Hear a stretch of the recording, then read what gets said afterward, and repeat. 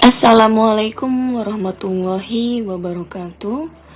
Selamat bertemu kembali di pembelajaran daring SMP Negeri 2 Pebayuran untuk mata pelajaran seni budaya di kelas 8 semester 1 tahun pelajaran 2020-2021. Pada kesempatan kali ini kita sudah memasuki bab 7 yaitu mengenai pantomim. Kali ini kita akan membahas tentang teknik dasar pantomim. Untuk kompetensi dasar di pengetahuan 3.1, memahami konsep, teknik, dan prosedur dasar seni peran sesuai kaidah pementasan pantomim. Untuk di keterampilan 4.1, meragakan gerak pantomim sesuai konsep, teknik, dan prosedur seni peran. Adapun tujuan pembelajarannya yaitu memahami pengertian dan sejarah pantomim, memahami unsur-unsur pembentuk sebuah cerita dalam pantomim, memahami bentuk penampilan pantomim, dan yang terakhir, memahami teknik dasar bermain pantomim. Perhatikan, di sini ada gambar beberapa pemain pantomim ya. Di sana ada pantomimer Dede Dablo beserta kostum dan riasan wajahnya. Kemudian ada pantomimer Marcel Marceau sedang beraksi dalam pementasan pantomim beserta kostum dan riasan wajahnya juga bisa dilihat di sana. Seperti apa pantomim, kostum dan riasan wajahnya bagaimana ya? Bisa dilihat di gambar berikut. Untuk pengertian pantomim, pantomim sendiri di sini adalah seni pertunjukan yang memvisualisasikan suatu objek atau benda tanpa menggunakan kata-kata, namun menggunakan gerak tubuh dan mimik wajah serta diiringi musik sebagai latar background setiap gerakan pantomim. Pemain pantomim biasanya disebut mime, mimer, mumer, pantomimer atau pantomimis. Ya, pantomim dalam bahasa Latin artinya meniru segala sesuatu dan merupakan suatu pertunjukan teater yang menggunakan tubuh dalam bentuk ekspresi wajah atau gerak tubuh sebagai dialog. Pertunjukan pantomim biasanya bersifat lucu, humoris, dan menghibur. Juga gerakannya komikal, yaitu gerakan yang lucu. Adapun pertunjukan pantomim harus menguasai teknik pengolahan tubuh dan ekspresi, di mana kekuatan utama dari gerak-gerak pantomim ini merupakan gerak imajinatif atau gerak peniruan, seolah-olah sedang memegang benda meskipun bendanya tidak ada. Seolah-olah ada di suatu tempat yang ramai meskipun sedang sendiri.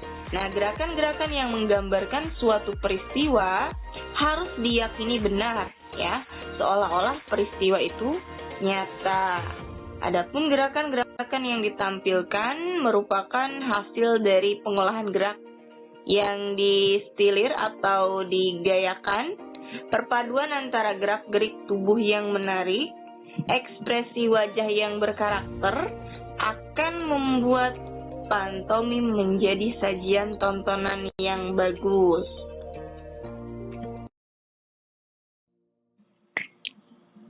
Untuk sejarah pantomim, menurut Aristoteles, pantomim dikenal sejak zaman Mesir kuno dan India.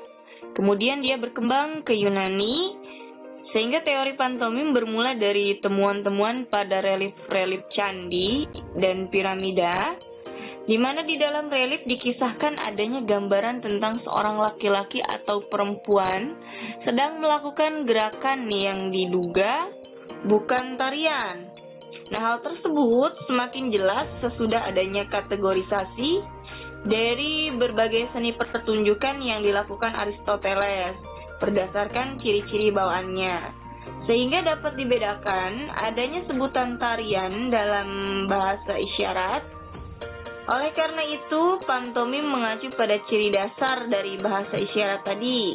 Maka jelas, bahwa seni pertunjukan pantomim memang sudah ada sejak lama. Nah, pada dasarnya pantomim tidak bisa lepas dari satu nama, yaitu Charles Spencer Chaplin atau Charles Chaplin, yang sangat kita kenal ya di tokoh dunia hiburan. Perhatikan di sana ada gambar Charlie Chaplin ya, salah seorang tokoh pantomim yang terkenal di dunia pada tahun 70-an. Charles Chaplin memulai pantomim itu sejak tahun 1889 sampai 1977. Dia merupakan tokoh pantomim terkenal dari Amerika yang mempopulerkan pantomim lewat film bisunya. Jadi awalnya dia menggarap film bisu sehingga dikenal dengan pantomim. Dengan gerak-gerik riasan wajah, kostum, dan karakter lucu, tokoh Chaplin menjadi inspirasi dan acuan para pemain pantomim. Jadi awal mulanya ini pantomim ini sangat dikenal sejak zamannya Charlie Chaplin ya. Dia merupakan tokoh pantomim terkenal di dunia pada tahun 70-an. Selanjutnya kita akan membahas mengenai unsur-unsur pembentuk sebuah cerita dalam pantomim. Yang pertama itu adanya mimik ya. Mimik itu biasanya disebut dengan ekspresi wajah, di mana seorang pantomim sangat mengandalkan ekspresi wajahnya dalam menerangkan suatu keadaan. Misalkan suasananya lagi sedih, marah, kecewa, gembira, bingung, dan lain-lain, itu tergambar secara langsung di raut wajah atau raut ekspresi wajahnya ya. Yang kedua, adanya gerak, di mana gerak tubuh ini bertugas menciptakan sesuatu yang tidak ada menjadi ada, seperti memegang gelas. Dia seolah-olah memegang gelas, tetapi kenyataannya yang dipegang itu tidak ada sama sekali gelasnya ya, atau benda yang dipegangnya. Kemudian seolah-olah dia memegang pisau, memegang kaca, berjalan, berlari, naik tangga, dan lain-lain. Yang ketiga itu musik. Nah, unsur musik ini sangat mendukung guna menciptakan atmosfer situasi yang terjadi, sehingga penonton dapat larut dalam situasi tersebut. Seperti situasi seram, berarti background musiknya harus mendukung dalam situasi tersebut. Kemudian situasi bahagia, situasi sedih, dan lain-lain.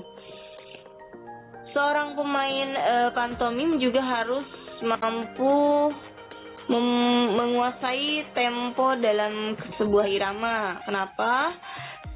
Supaya dia dapat menyesuaikan gerak tubuhnya dengan tempo lagu atau irama yang saat itu terdengar. Nah, ini penting agar penonton tidak merasakan kejanggalan karena ada yang dilihat tidak sesuai dengan apa yang didengar. Contohnya, musik dalam keadaan sedih mungkin dipilih yang temponya pelan. Dalam keadaan tergesa-gesa mungkin musiknya yang dipilih temponya cepat, dan lain sebagainya. Adapun bentuk penampilan pantomim, yang pertama itu ada yang disebut dengan pantomim tunggal, di mana pertunjukan pantomim yang dimainkan oleh satu orang pemain pantomim saja. Nah, biasanya tema dan adegan yang ditampilkan berupa permasalahan yang dihadapi seseorang dalam berbagai kondisi. Contoh, seseorang yang sedang berada di jalan, bingung mau menyeberang jalan, kemudian hujan dan angin datang. Selain itu, misalkan orang yang sedang kebingungan, kehilangan sesuatu. Nah, ini tema yang biasanya digunakan dalam pantomim tunggal. Kemudian yang kedua, pantomim berpasangan, yaitu pertunjukan pantomim yang dimainkan oleh dua orang pemain atau berpasangan. Biasanya tema yang digunakan merupakan tema dengan adegan yang bisa ditampilkan tentunya dengan keunikan dari dua orang yang saling merespon gerak-gerak yang lucu. Misalkan dua orang yang sedang tarik-menarik tambang, kemudian dua orang yang sedang mendorong roda pasir yang berat dengan jalan menanjak sampai mengeluarkan pasirnya. Nah, yang ketiga, ada yang disebut dengan pantomim kelompok, di mana pertunjukan pantomim yang dimainkan oleh lebih dari dua orang pemain atau kelompok. Nah, gerak-gerak pantomim secara kelompok dibuat adegan seperti menirukan gerakan sekelompok bebek yang sedang digembala petani, adegan di sebuah pasar yang ramai dengan berbagai macam aktivitas, bisa juga mencari aktivitas yang menarik lainnya.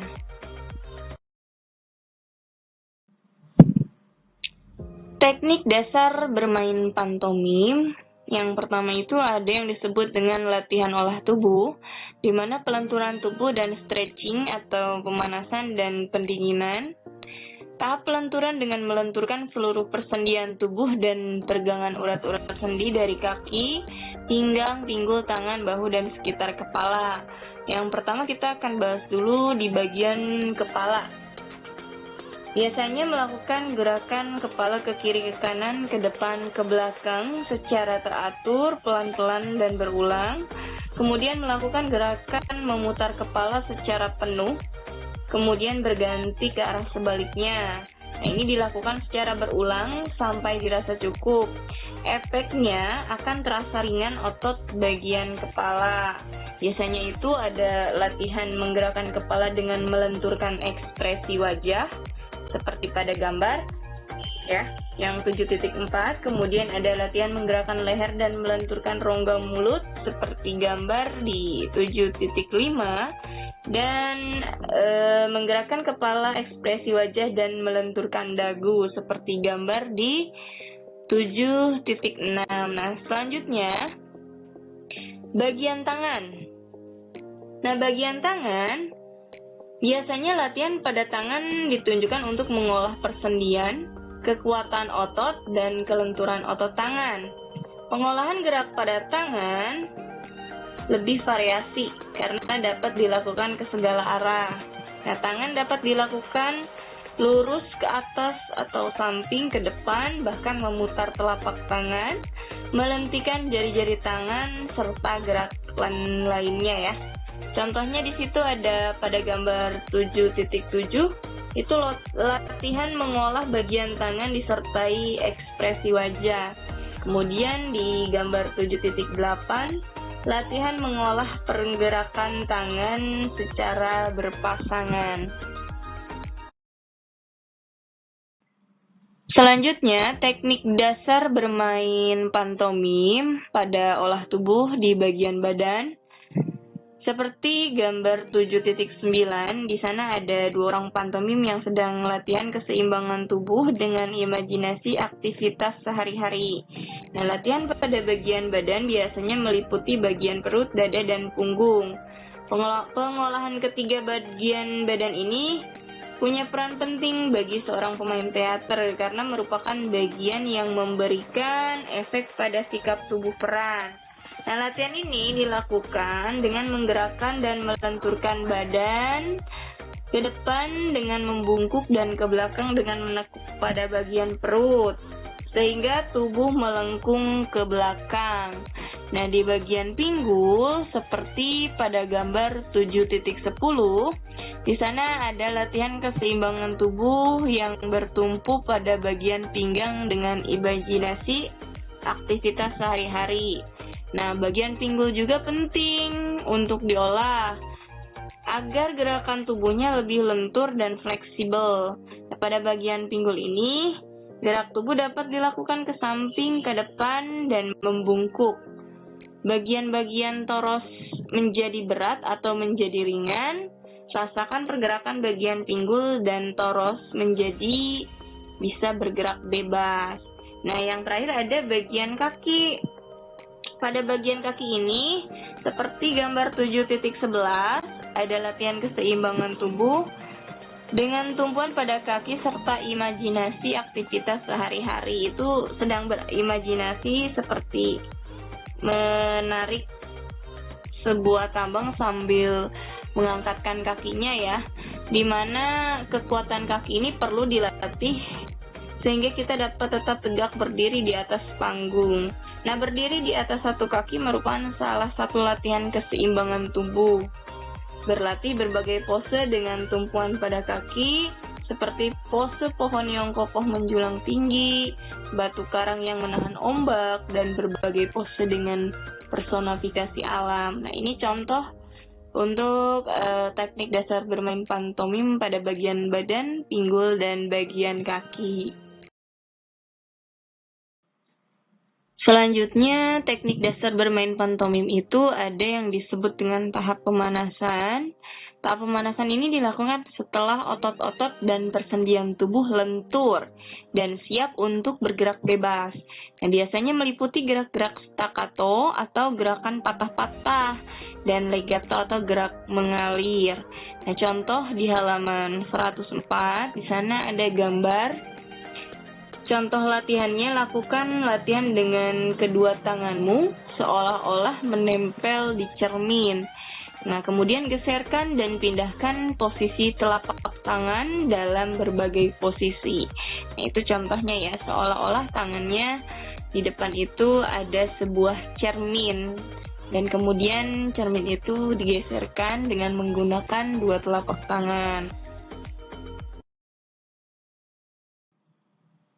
Nah, selanjutnya ada di halaman 104 ya, masih teknik dasar bermain pantomim. Perhatikan gambar 13.13 itu adalah latihan pengolahan seluruh tubuh dan ekspresi. Nah, seolah-olah tubuh ini adalah sebuah rumput alang-alang yang tertiup angin dari berbagai arah. Rasakan tubuhmu bergerak ke kiri, ke kanan, ke depan, dan ke belakang secara lembut. Nah, contoh gerakannya seperti pada gambar 13.13. Kemudian selanjutnya ada di halaman 105. Di sana ada gambar 13.14, latihan ekspresi wajah terkejut atau kaget disertai gerakan tangan. Ekspresinya seperti ini ya. Kemudian gambar 13.15, di sana ada latihan ekspresi wajah senang disertai gerakan tangan. Nah, ini contohnya seperti ini.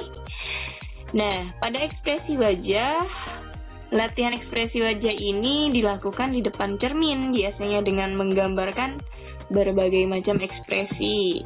Di antaranya ketika kita dalam kondisi sedih, senang, gembira, kecewa, ataupun marah. Tak terasa, pembahasan yang Ibu sampaikan hari ini sudah selesai. Kita akan lanjut lagi di pertemuan selanjutnya. Cukup sekian. Apabila ada kesalahan dalam penyampaian materi, Ibu mohon maaf. Cukup sekian. Wassalamualaikum warahmatullahi wabarakatuh.